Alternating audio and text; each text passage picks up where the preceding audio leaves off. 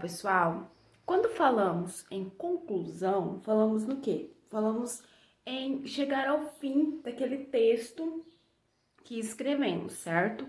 Chegar ao fim de todo um contexto, de toda uma tese, concluir todo aquele assunto que já havíamos falado, tanto na introdução que a gente apresentou, na argumentação, que é no desenvolvimento que a gente argumentou sobre aquele assunto.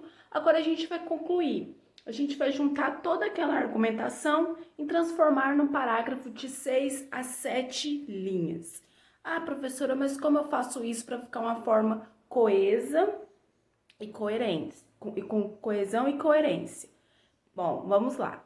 Primeiramente, a gente vai estudar o que é coesão e coerência, que vocês têm que fazer um texto em que tenha essa junção para a leitura ficar mais agradável.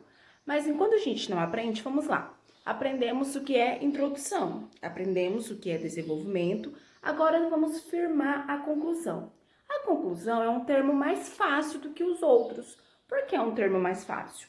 Porque a partir do momento que você apresentou a sua tese, e a partir do momento que você pegou a sua tese e argumentou, você tem uma propriedade para falar mais ao final daquele assunto.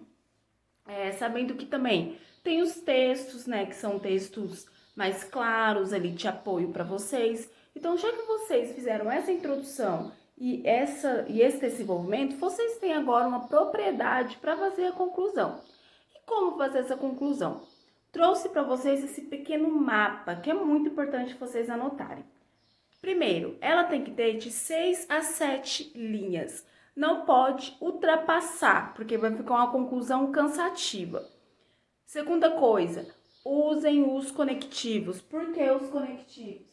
Porque eles vão ser bons para fazer as junções das suas linhas, dos seus parágrafos. Então, ele vai fazer a junção de toda a sua escrita. Conectivos, eu já mandei aqui para vocês ontem no grupo, alguns conectivos. Então, com esses conectivos, você vai juntar o que você quer falar de uma maneira mais coerente. Então, vamos lá. A retomada da tese. Como assim eu vou retomar a tese? Você vai reafirmar a sua tese. Ah, professora, no primeiro argumento, ali na minha primeira argumentação eu usei um ponto de vista e no segundo argumentação eu usei outro ponto de vista.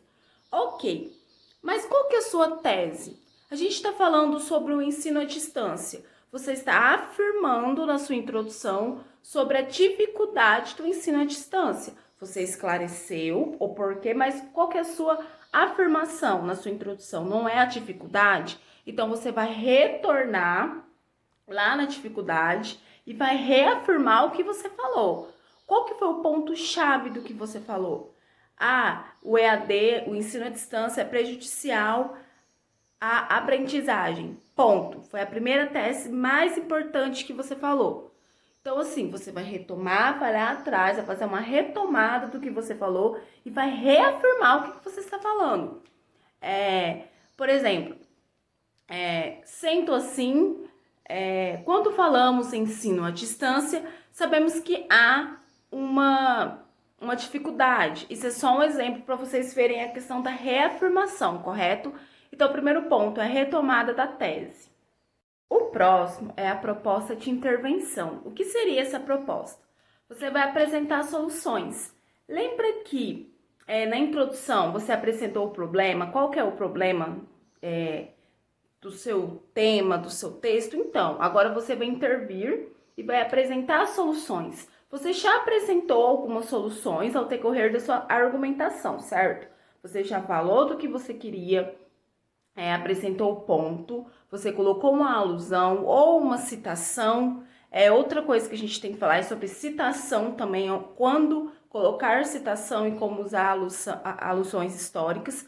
Então, você já usou todas essas alusões, citações, já colocou a sua argumentação. Agora, você vai apresentar soluções. Quais são as soluções cabíveis para aquele momento? Lembrando sempre de que não culpem ninguém por hora. Apresentem as soluções que vocês acham pertinentes. Olha lá outro tópico, respeitando os direitos humanos. Lembre-se disso, sempre respeitar, mas eu quero falar em questão do governo. Ok, você pode falar em questão do governo, porém você tem que respeitar, porque tem uma base entre você pôr a sua opinião e você respeitar a opinião do outro. Então, sempre com respeito, por isso até então o uso dos conectivos.